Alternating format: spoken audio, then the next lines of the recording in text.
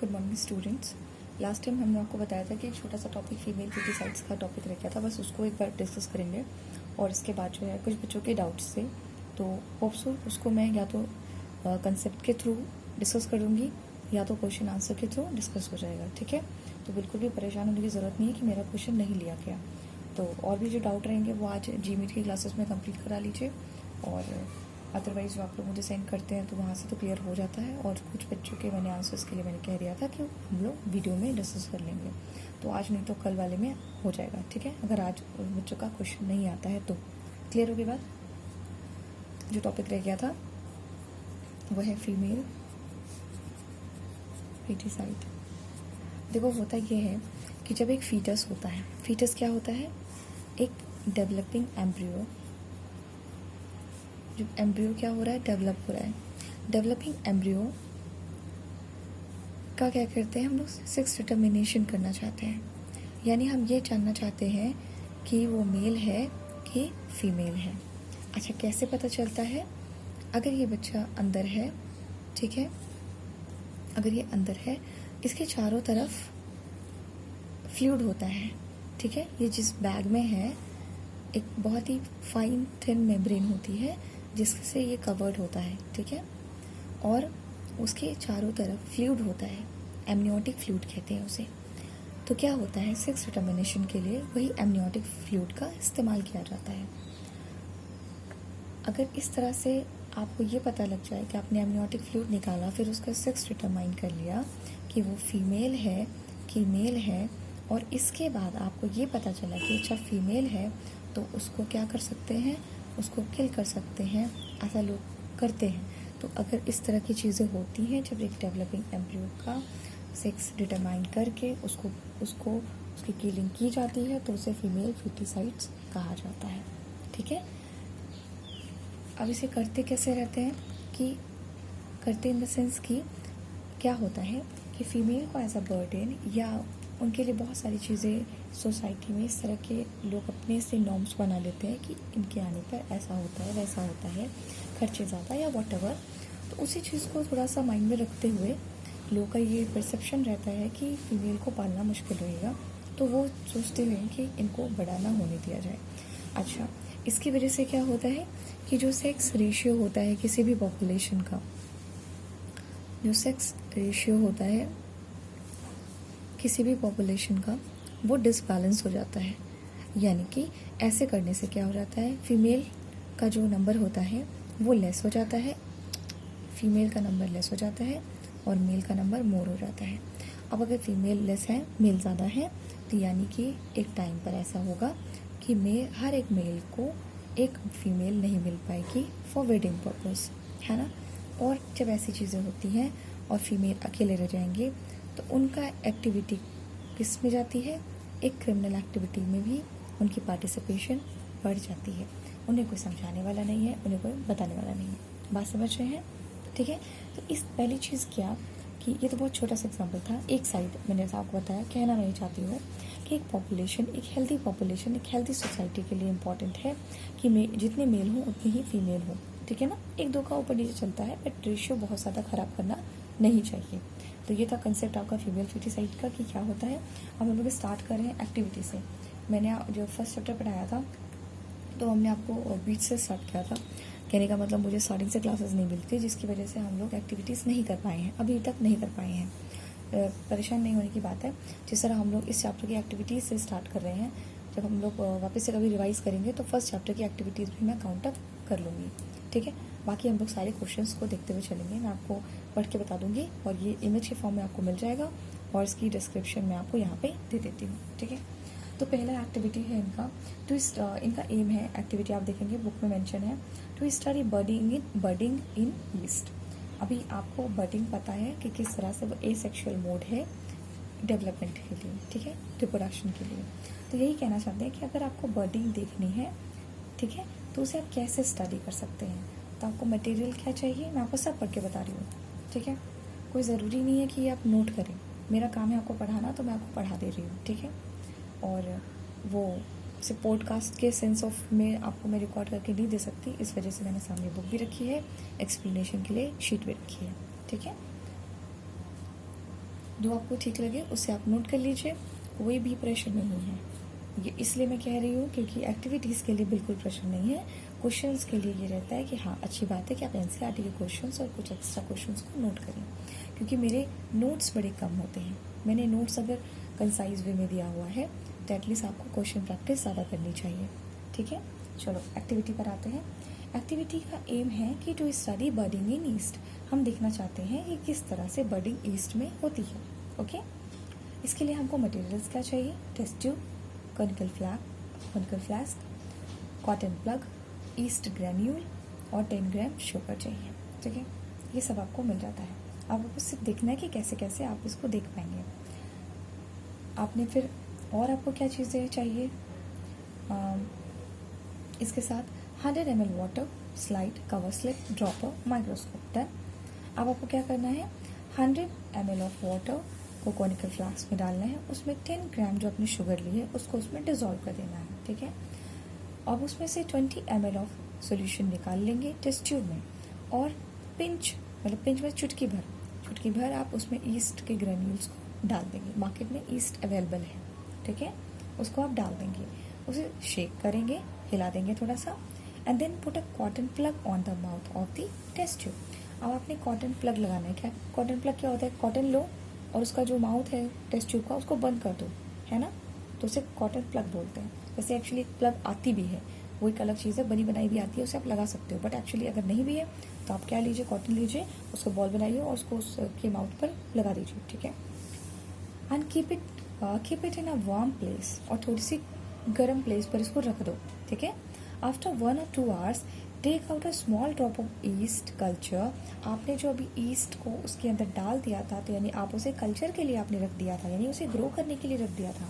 अब आप उसमें से क्या करिए, 1-2 घंटे बाद केवल 1-2 ड्रॉप निकालिए टेस्ट ट्यूब में से।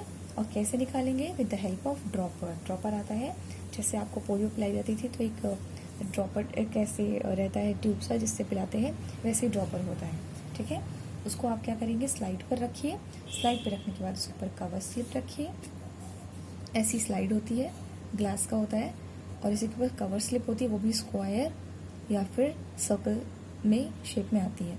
तो आपने पहले मटेरियल रख दिया, फिर उसके ऊपर ही कवर स्लिप रख दी। ठीक है, अब इसको अगर आप ऑब्जर्व करेंगे माइक्रोस्कोप के अंदर तो आपको दिखाई देगा। क्या दिखाई देगा? ऑब्जर्वेशन आपकी क्या होगी?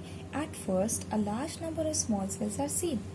उनको क्या दिखाई दिया? जिन्होंने इस एक्सपेरिमेंट को देखा उन्होंने बोला पहले हमें क्या दिखाई दिया कि कुछ स्मॉल सेल्स जो हैं, आपको स्मॉल सेल्स ऐसे दिख रहे हैं। ठीक है, लेकिन इसको आप हाई पावर माइक्रोस्कोप में जब देखा आपने, तो आपने देखा कि transparent and oval cells of yeast with bud are seen. अभी तक आपको जो ऐसे दिख रहा था कि अच्छा ठीक है, कोई ऐसे बड़ा सा सेल है, ऐसे बड़ा सा सेल है, और या फिर थोड़ा सा ऐसे नॉच है, ऐसे सब आपको जो दिख रहा है, इसकी क्लैरिटी क्या पता चलेगी आपको? इसकी क्लैरिटी ये पता चलेगी कि ऐसे आपके पास ट्रांसपेरेंट ओवल सेल्स दिख रहे हैं ईस्ट के, है ना, बडिंग के फॉर्म में। ठीक है, तो इससे ये पता चलता है कि ईस्ट मल्टीप्लाई करता है by the process of budding. Clear हो गई बात? बहुत ही सिंपल एक्सपेरिमेंट था ये। ठीक है, नेक्स्ट एक्सपेरिमेंट देखते हैं। नेक्स्ट हमारा एक्सपेरिमेंट है to study growth of bread mould, या फिर कहेंगे फंगस। कौन सा फंगस देख रहे हैं? राइजोपस देख रहे हैं। ओके, मैंने आपको पहले भी बताया था इसको कि अगर आप ब्रेड लेके उसको स्लाइस को रख दीजिए, उसमें आपको बहुत सारा फंगस देखने को मिलेगा, बट एक्चुअली जब आप इसे पूरा तरीके से देखना चाहते हैं तो उसके लिए आपको लगेगा माइक्रोस्कोप। ठीक है, तो इसके लिए आपको क्या चाहिए? मॉइस्ट स्लाइस ऑफ ब्रेड चाहिए, हल्का सा नमी वाला ब्रेड, गीला होना चाहिए। ठीक है, पेट्री डिश चाहिए। पेट्री डिश क्या होती है?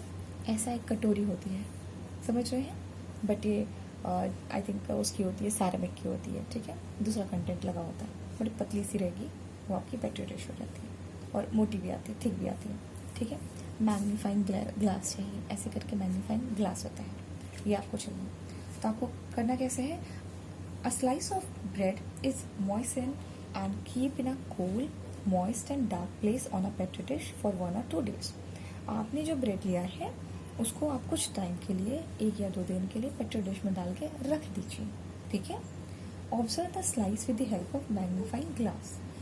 जितना मैंने आपको बताया कि आप क्या करिए, आपको फंगस ऐसे भी दिख जाएगा, ठीक है, फिर भी इन्होंने मैग्नीफाइंग ग्लास यूज़ किया है, ठीक है, चलो कोई बात नहीं। आगे कह रहे हैं कि observe the slice with the help of magnifying glass. आप आपने जो स्लाइस रखा है ब्रेड का, उसको आप क्या करेंगे, आप उसे मैग्नीफाइंग ग्लास से देखने की कोशिश करिए। आपको क्या दिखाई देगा, द ब्रेड स्लाइस का will be covered by a white colony mass due to the growth of bread mould mycelium of the rhizopus. देखो, जब स्टार्टिंग होती है वाइट रहता है, फिर हल्का सा ग्रीन टच आता है, फिर ब्लैकिश टच आता है। सॉरी बच्चा। तो ये सारी चीज़ें आपको उसमें ग्रोथ में दिखाई देती हैं, ठीक है। तो आप देख पाएंगे कि कैसे वाइट कॉलोनी है, वाइट ब्रेड में वाइट कॉलोनी देखने के लिए ही कहा गया है। वो एक्चुअली टोटल वाइट नहीं होती, उसका कलर हल्का सा चेंज हो जाता है, ठीक है।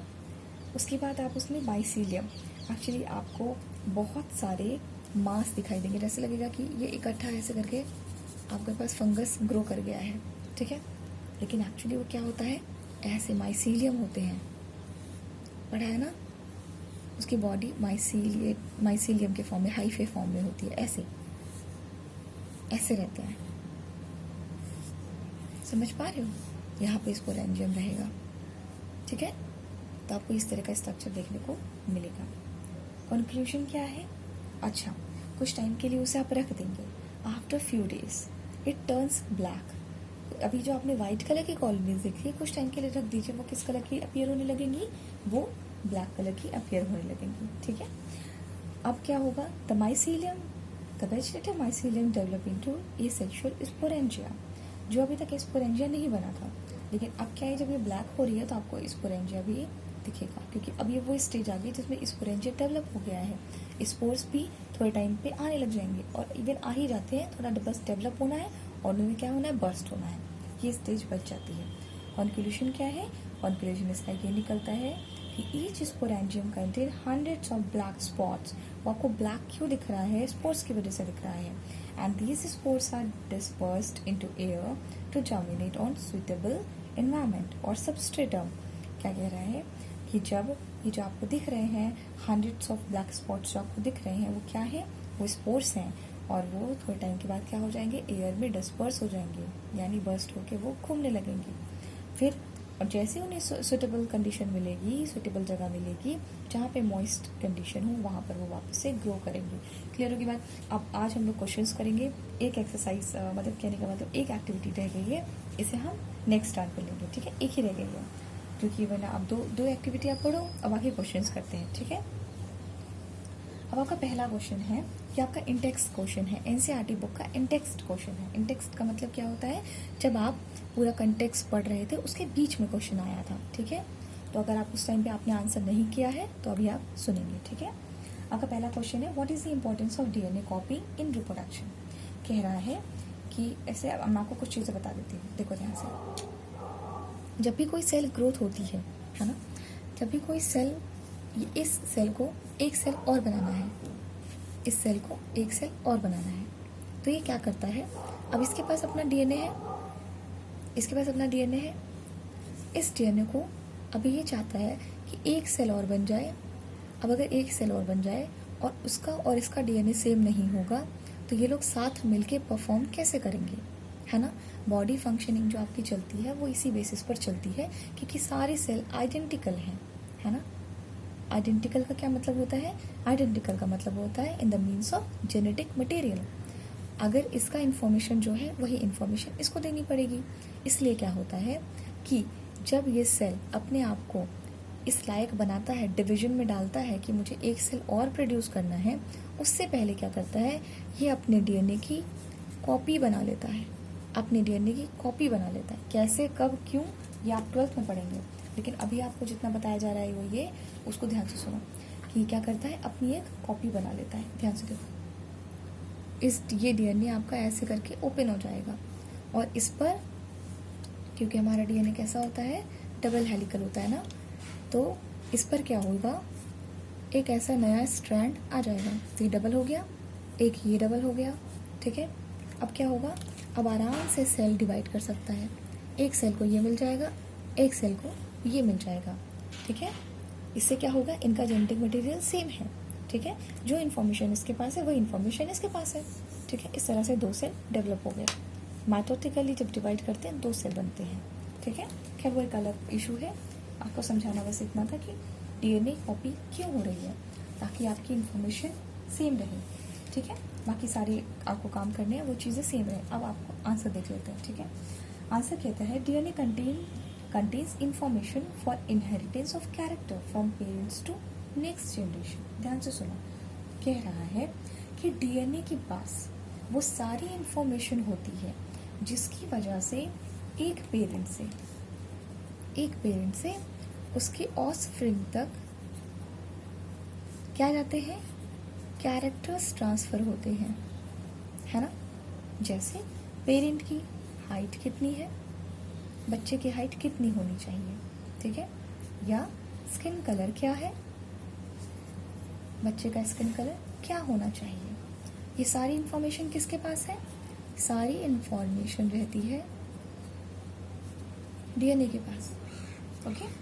As a result of DNA copy, जब ये डीएनए कॉपी हो रहा है ना, जब ये कॉपी होता है तो मैं पूरा पढ़ लेती हूँ, पहले आपको एक लाइन पूरा पढ़ देती हूँ, ठीक है। As a result of DNA copy, blue prints of body design are produce which passes from the parents to offspring. ध्यान दो, कह रहा है कि इसका जितना ब्लू प्रिंट है, यानी कि कितना आपको हाइट बढ़ना चाहिए, कितना आपका स्किन कलर होना चाहिए, कितना आपका हेयर ग्रोथ होना चाहिए, ये सारी जो इन्फॉर्मेशन डीएनए के पास है, ऐसा ब्लू प्रिंट समझते हैं। एक जैसे होता है मैप देखते हो, गूगल मैप देखते हो, उसमें मैप में दिखाता है ऐसे जाओ राइट लेफ्ट और आगे आपको ये शॉप मिलेगा या ऐसा करके। ये जो आपका ब्लू प्रिंट है जिसमें आपको समझ में आ रहा है कि अच्छा कि आपके बॉडी में क्या क्या इन्फॉर्मेशन होनी चाहिए, है ना।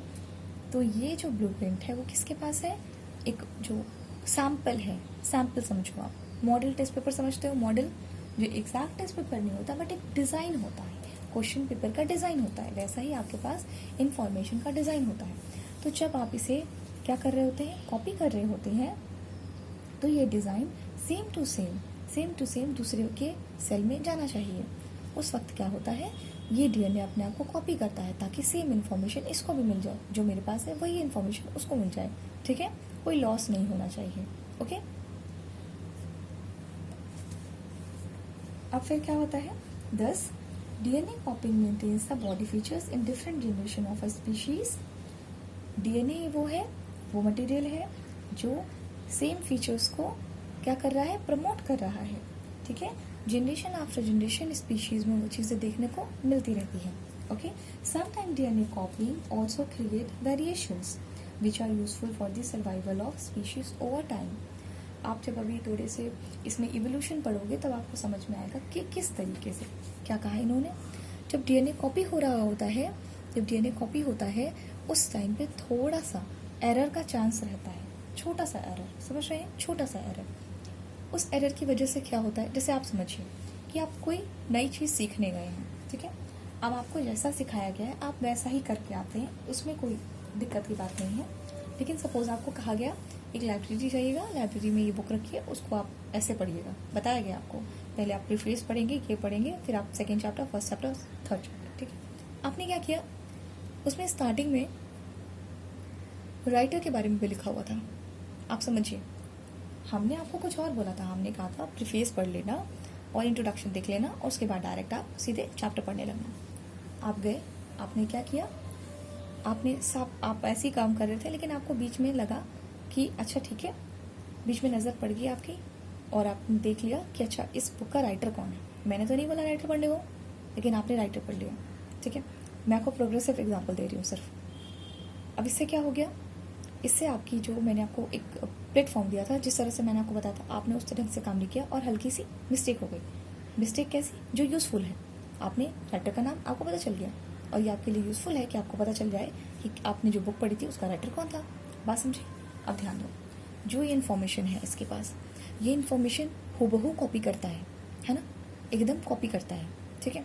लेकिन अगर इस कॉपी करते समय हल्की सी गलती हो जाती है, बहुत छोटी सी अगर गलती हो जाती है, तो उसकी वजह से वेरिएशन क्रिएट होते हैं या बहुत धीरे, ये वेरिएशन बहुत ज़्यादा इम्पॉर्टेंट है। अगर ज़रा सी भी मिस्टेक, देखो वैसे तो एक्यूरेसी अच्छी रहती है, लेकिन चांसेस ये होते हैं कि हल्की फुल्की गलती हो सकती है, और इन सब केसेस में इतनी छोटी मिस्टेक आपको एक अच्छे स्टेज पर लेके जाती है। ठीक है, इसमें कोई कमी नहीं आती। बात समझ रहे हैं? छोटे मोटे जो चेंजेस जो डीएनए में हो जाते हैं वो उतने ज़्यादा ठीक होते हैं। ठीक है, और इससे आपका क्या होता है, आपका सर्वाइवल का चांस ही बढ़ जाता है। ठीक है, क्योंकि आप पहले जैसे थे उससे आप एडवांस हो गए, क्योंकि आपको एक चीज़ और पता चल गई। अब आने वाले टाइम पे आप उसके लिए और तैयार रहेंगे कि अच्छा ऐसा हो सकता है कि कभी ऐसा पड़े कि मुझे और नई चीज़ों को सीखने का मौका मिले। बात समझ पा रहे हैं?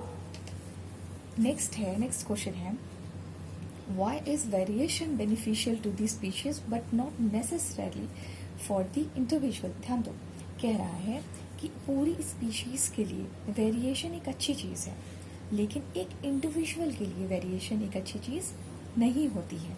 ठीक है, ध्यान दो। अब चलो आंसर्स पर आते हैं। A species include a large number of individual of same kind. पहले आपको ये समझना चाहिए हम किसी को स्पीशीज या पॉपुलेशन क्या कह रहे हैं। आपकी स्पीशीज, अच्छा सिंपल से मुझे आंसर बताओ कि आप ह्यूमन बीइंग है, उसकी स्पीशीज क्या है?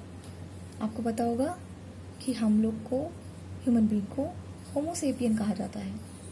होमोसेपियंस कहा जाता है। ये कहा जाता है हमारी स्पीशीज क्या है, सेपियन है। इसलिए सारे ह्यूमन बीइंग, देख ध्यान दो, सारे ह्यूमन बीइंग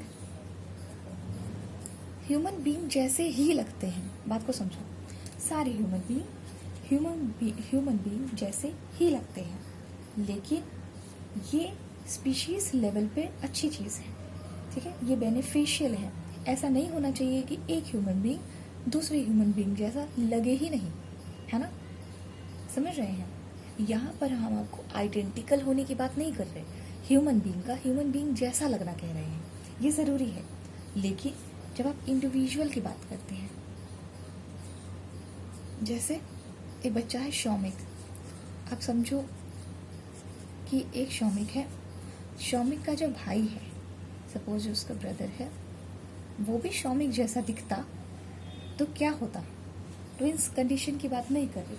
जब ट्विंस होते हैं, फ्रेटर्नल हो चाहे आइडेंटिकल हो, उसकी बातें नहीं कर रहे। हम कहना चाह रहे हैं अगर हम इसे इंडिविजुअल बेसिस पर ले लें कि ये रहा पर्सन ए, पर्सन बी, पर्सन सी, अब ये सब एक ही जैसे दिखाई देंगे, है ना? अभी हमने बोला ह्यूमन बीइंग जैसा दिखाई देता है। अब सपोज ए और बी में कोई डिफरेंस ना हो, ए भी बी की जैसा दिखता हो, या बी कह दो ए की जैसा दिखता हो, और सी भी ए बी की जैसा दिखता हो, तो इसका क्या मतलब है? ये जो आप ट्विंस बना रहे हैं, ये जो एक जैसी आप बोल रहे हैं कि सिमिलैरिटीज़ होनी चाहिए, तो ये तो बहुत कॉम्प्लिकेशन हो गई। पहचानोगे कैसे? हाँ, ये आपके नेचर्स लॉ को क्या होगा? ये तो उसकी बायसनेस हो गई ना। तो इस वजह से क्या किया गया है कि जो वेरिएशन आती है वो किस में आती है? Human being to human being आती है। ये स्पीशीज लेवल पर सही है ना? स्पीशीज लेवल पर सही है, लेकिन इंडिविजुअल पर्सन की बात करें तो ये चीज़ें नहीं होनी चाहिए। ठीक है, चलो अब पढ़ते हैं answer. All the organism of a species have similar body design and well adapted to a niche or a place. ध्यान दो, क्या कहना चाह रहा है कि जितने ऑर्गेनिज्म है पॉपुलेशन के, या जितने ऑर्गेनिज्म है स्पीशीज के, उनकी बॉडी डिज़ाइन सेम होती है, यानी human being to human being, है ना? एक आपको हाइट मिलेगी, एक आपको आपकी बॉडी में जितना लीवर होता है एक इंसान में उतना ही लीवर दूसरे में होगा, जितनी किडनी एक पर्सन में है उतनी किडनी दूसरे पर्सन में होगी। आप बस समझ, इसे कहते हैं बॉडी डिज़ाइन होना, same to same body design होना। जितने ऑर्गन आपके पास है उतने ही ऑर्गन आपके दूसरे एक क्या कहते हैं ह्यूमन बीइंग के पास है, तो इसे कहते हैं सेम बॉडी डिज़ाइन होना। और वेल अडाप्टेड है एक सुइटेबल प्लेस के लिए। आपको पता है कि ह्यूमन बीइंग की अगर एक पोजीशन मिली हुई है कि इस पूरे इकोसिस्टम में आप क्या करते हैं, आप एक ओमनीवोर की तरह बिहेव करते हैं, तो ये उसकी एक पोजीशन है। हम पूछेंगे कि ह्यूमन बीइंग क्या है, तो आप कह सकते हो कि वो क्या है, आपका ओमनीवोर है। ठीक है, उसका एक अपना पोजीशन है। हर इकोसिस्टम में सबका पोजीशन है। कोट का क्या पोजीशन है, वो एक हर्बीवोर है। ठीक है, अब इसमें डॉग का क्या पोजीशन है, कार्निवोर है। हमारा क्या पोजीशन है, हम ओमनीवोर हैं। और भी होंगे, लेकिन हम अपनी बात कर रहे हैं। हमें यहाँ पर वैल्यू मिली हुई है, हमें एक स्टेटस मिला हुआ है, इसे कहते हैं प्रॉपर फंक्शनिंग करना, ठीक है। और ये जो आपको एक वर्ड मिलेगा नीचे और प्लेस, ये भी वही चीज़ है, यानी एक प्रॉपर प्लेस पर आपकी क्या वैल्यू होती है, ठीक है। हम वेल अडाप्टेड हैं, हम ओमनीवोर की तरह बिहेव करने के लिए वेल अडाप्टेड हैं। बात समझ गए? आगे चलें। आगे आंसर कहता है कि if a variation arises in the individual it may not be of much benefit to it, even this variation will lead to death of the individual. अगर किसी तरह का वेरिएशन, किसी तरह का मतलब एक, अगर आप सोचिए कि बहुत एक लार्ज नंबर पे वेरिएशन आपको मिल रहा है, ये वो वेरिएशन नहीं है जो पेरेंट से आपको मिल रहा है, ये वो वेरिएशन है जो स्पीशीज के अंदर से ह्यूमन बीइंग से ह्यूमन बीइंग, है ना। अब ऐसा ना होने पाए ह्यूमन बीइंग से कोई और इंडिविजुअल बन गया, समझ रहे हैं, किसी तरह की डिफॉर्मिटीज हो गई। अगर किसी इस तरह की डिफॉर्मिटीज हो जाएं तो आप खुद नहीं सर्वाइव कर पाएंगे, क्योंकि आप उस तरह की कंडीशन के लिए वेल अडेप्टेड नहीं है। अगर आप ह्यूमन बीइंग हैं और आप इस तरह से ह्यूमन बीइंग बने, मतलब सपोज बात को समझो, कहना ये चाह रहे हैं कि अगर ह्यूमन बीइंग से डिटो ह्यूमन बीइंग बनता है तो वो अपने परफॉर्मेंस को सेम टू सेम चला के रखेगा। लेकिन इंडिविजुअल बेसिस पर देखा जाए कि अगर ह्यूमन बीइंग का बच्चा ह्यूमन बीइंग बने लेकिन उसके साथ उसमें बहुत बड़े बड़े चेंजेस दिखाई दे जाएं, जैसे कि उसकी सपोज उसकी टेल आ जाए, जैसे हाँ ठीक है ह्यूमन बीइंग जैसा बिहेव कर रहा है बट थोड़ी सी डिफॉर्मिटीज आ जाए, ठीक है, हाथों का साइज चेंज हो जाए, हाँ फेस का साइज चेंज हो जाए, तो ये जो चीज़ है, मान लो सपोज सारा स्ट्रक्चर इंटरनल मैच करता है लेकिन इस तरह की चीज़ें डिफरेंट हो जाएं, तो अगर आप इतने डिफरेंट हो जाएंगे तो आप सोसाइटी में सर्वाइव कैसे करेंगे। तो वेरिएशन उतनी ही अच्छी है जितनी में आपको स्पीशीज लेवल पर वो आपको एडवांसमेंट दे पाए, इंडिविजुअल पर्सन के तौर पर नहीं, ठीक है। बट द वेरिएशन में be beneficial if the species faces a drastically Altered condition. लेकिन यही वेरिएशन अगर आपको स्पीशीज लेवल पर मिलती है तो आप उससे लड़के आगे निकल जाएंगे, ठीक है। In this condition the population में wipe out completely, but if some variation are there in few individual of this population there could be a chance for survival and this variation is beneficial for the species. अब ध्यान से सुनो जो बताने जा रहे हैं, ध्यान से सुनो। ध्यान से सुनो, अगर हल्की फुल्की वेरिएशन नहीं है, ध्यान दो, यहाँ मैं कह रही थी ना कि वेरिएशन आती है क्योंकि डीएनए कॉपिंग के समय लिटिल वेरिएशन आती है, लिटिल वेरिएशन आती है, ठीक है। अब ध्यान से सुनो, अगर सारे ह्यूमन बीइंग, ध्यान से देखो बेटा, अगर सारे ह्यूमन बीइंग, अभी आप बोलोगे कि अभी आप सेम बोल रही हैं और अभी आप डिफरेंट बोल रही हैं, ध्यान दो, अगर सारे ह्यूमन बीइंग डिट्टो एक जैसे हैं, डिट्टो मतलब एकदम कॉपी है, ठीक है, कॉपी है, ज़रा भी स्पीशीज लेवल पर वेरिएशन नहीं है, ठीक है। देखो किस तरह से बात कर रहे हैं हम ये कहना चाह रहे हैं कि ह्यूमन बीइंग है, ह्यूमन बीइंग रही है, लेकिन एडवांसमेंट की कुछ कैरेक्टर्स हमारे अंदर ही होते हैं, ठीक है, जो सिचुएशन आने पर दिखते हैं। एग्जाम्पल देखो, जैसे ये मैं आपको इवोल्यूशन में भी एग्जाम्पल लूंगी, ध्यान दो। सपोज ये बटरफ्लाई है, ठीक है, ये भी बटरफ्लाई है, बॉडी डिजाइन कैसा है, सिमिलर, ठीक है।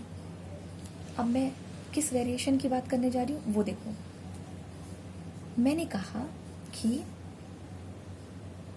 इस बटरफ्लाई का कलर हल्का सा डिफरेंट है, कलर समझ रहे हो ना, कलर, बॉडी डिजाइन सेम था, अभी आप ही ने कहा बॉडी डिजाइन सेम है और अब हमने इसको क्या कर दिया है, कलर कर दिया है। अभी कितना डिफरेंस है, सिर्फ कलर का डिफरेंस है, ठीक है। अब जो हम सर्वाइवल की बात कर रहे थे कि कितना ज़रूरी है वेरिएशन, ध्यान दो, अगर सपोज ध्यान दो इसकी पॉपुलेशन बना लेते हैं हम, ठीक है, ये एक पॉपुलेशन है इन लोग की, बटरफ्लाई की, ये सब एक जैसे हैं, है ना, लेकिन एक बस ऐसा है, ध्यान दो, ये सिर्फ एक ही बटरफ्लाई ऐसी है जिसका बॉडी का जो कलर है वो हल्का सा डिफरेंट है ना, हल्का सा डिफरेंट है। होगा क्या, फ़ायदा क्या होगा, देखो सपोज जो मैंने ब्लू किया है ये ग्रीन होता, क्या बोला मैंने जो कलर किया है, अब सब आप उसे इमेजिन करो कि वो मैंने ग्रीन कलर किया है, ठीक है। अब ध्यान दो, ये सारे बटरफ्लाईज इन पत्तों पे बैठे हुए हैं। क्या बोला मैंने? इन पत्तों पर बैठे हुए हैं, ठीक है। अब कोई इन्हें खाने आता है, ठीक है। वो चाहता है मैं इनको इनगल्फ कर लूँ, मैं इन्हें अपना भोजन बना लूँ, ठीक है। सारी बटरफ्लाइज इसमें बैठी हुई हैं, ठीक है। अब चाहो तो इसे रेड कर लो, और मैंने इसे ग्रीन बताया है। ये सारी की सारी रेड है, और एक बटरफ्लाई में हल्का सा वेरिएशन हो गया जिसकी वजह से उसका कलर हल्का सा डिफरेंट हो गया। अब ये सब यहाँ बैठी हुई हैं, पॉपुलेशन है ना, पॉपुलेशन है। अब ये यहाँ बैठी हुई हैं। अब क्या हुआ, जो इन्हें खाने आया उसको रेड वाली सब दिख गई, क्योंकि ग्रीन पत्तियाँ है ना, उसमें रेड उन्हें दिख गया। उसने क्या किया, सारी रेड बटरफ्लाइज खा ली। क्या बोला मैंने? सारी रेड बटरफ्लाइज खत्म। ये देखो, सब खत्म। अगर ये सिमिलर होती, क्या कहा मैंने, चलो ये लाइन बाद बता दूँ। कौन बच गया इसमें? सिर्फ एक बचा, रुक जाओ बेटा, सिर्फ एक बचा। कौन बचा? ग्रीन कलर की बटरफ्लाई बची, ठीक है। अब सपोज, अब आप इसे ये समझिए कि अगर मेरे घर का साउंड नहीं है, आस पड़ोस में ऐसे साउंड आते रहते हैं। मैं ज़रा इसे एक्सप्लेन करूँगी कि हमारा लास्ट टॉपिक रहेगा, ठीक है। ध्यान दो, अगर मान लो हम ये कहना चाह रहे हैं, अगर कोई इन्हें इनगल्फ करने आया है, अगर ये सब के सब रेड होते तो आज ये चारों खत्म हो जाते, ठीक है। ये जो छोटा सा कलर चेंजिंग था, इसकी वजह से अब क्या हो जाएगा, इनकी तो डेथ हो गई लेकिन ये बच गया है। अब ये क्या करेगा? अब सपोज ये बच गया है, ये मैंने एक एग्जांपल लिया। अब अगर सपोज एक और होता, एक और होगा, ठीक है। सपोज मैं कहना चाहती हूँ, सिर्फ आप उस नज़रिए को देखो कि जो मैं आपको समझाना क्या चाह रही हूँ। अगर इसमें कुछ ऐसी बटरफ्लाइज जो ग्रीन वाली बच जाएंगी, तो वो क्या करेंगी, वही अपनी पॉपुलेशन को आगे लेके जाएंगी।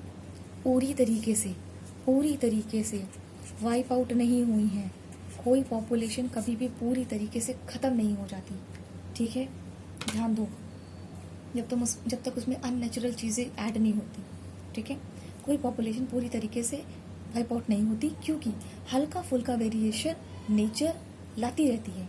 तो ये वही वेरिएशन है जिसकी वजह से ये वाली बटरफ्लाई सर्वाइव कर गई, क्योंकि वो इस पर बैठी थी, लेकिन ग्रीन की वजह से जो एनिमल आया वो इसको देख नहीं पाया। बात समझ में आई? इस वजह से ये बच गई, और ये आगे एक नई पॉपुलेशन क्रिएट करेगी और ये जिंदा रहेगी, यानी बटरफ्लाइज हमेशा एनवायरनमेंट में रहेंगी। तो ये बहुत ज़रूरी है आगे सर्वाइव करने के लिए, पॉपुलेशन को एग्जिस्ट करने के लिए। बात समझ रहे हैं? एक ही आंसर है, एक्सप्लेनेशन इतनी बड़ी है, इसलिए समझाया है कि